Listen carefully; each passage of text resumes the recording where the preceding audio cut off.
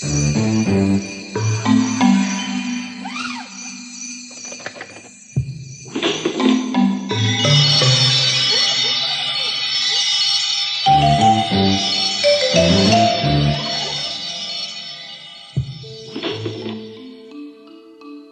Light Fantastic by Terry Pratchett, read by Nigel Planer.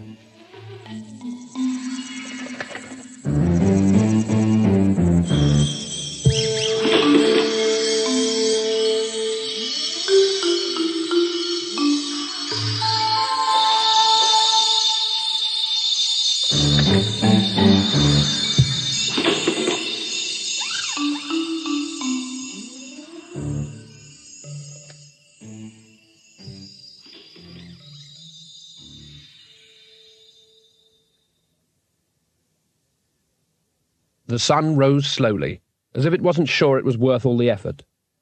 Another disk day dawned, but very gradually, and this is why.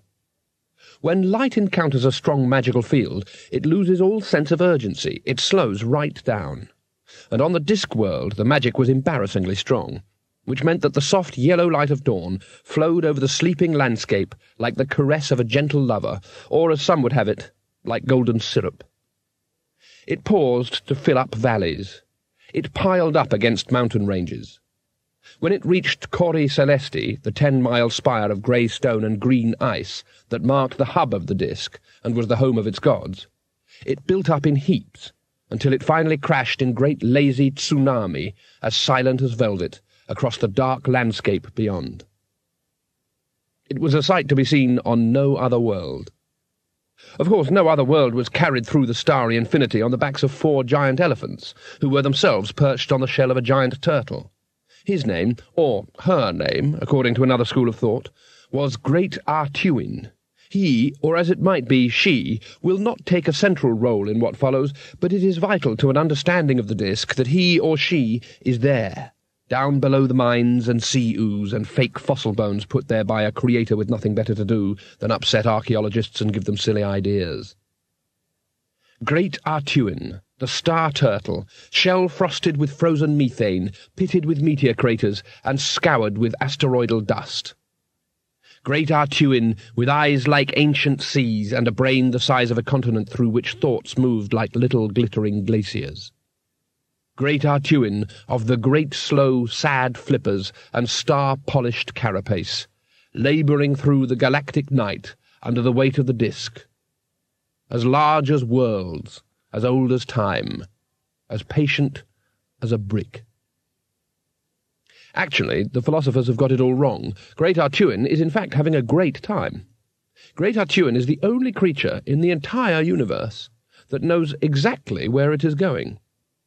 Of course, philosophers have debated for years about where Great Artuin might be going, and have often said how worried they are that they might never find out. They're due to find out in about 2 months, and then they're really going to worry. Something else that has long worried the more imaginative philosophers on the disk is the question of Great Artuin's sex, and quite a lot of time and trouble has been spent in trying to establish it once and for all. In fact, as the great dark shape drifts past like an endless tortoise-shell hairbrush, the results of the latest effort are just coming into view.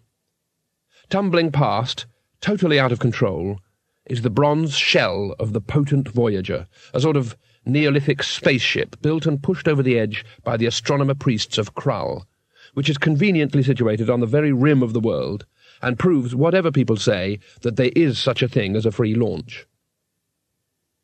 Inside the ship is Two-Flower, the disk's first tourist. He had recently spent some months exploring it, and is now rapidly leaving it for reasons that are rather complicated but have to do with an attempt to escape from Krull. This attempt has been 1000% successful. But despite all the evidence that he may be the disk's last tourist as well, he is enjoying the view. Plunging along some 2 miles above him is Rincewind the Wizard, in what on the disk passes for a spacesuit. Picture it as a diving suit designed by men who have never seen the sea. 6 months ago he was a perfectly ordinary failed wizard. Then he met Two-Flower, was employed at an outrageous salary as his guide, and has spent most of the intervening time being shot at, terrorized,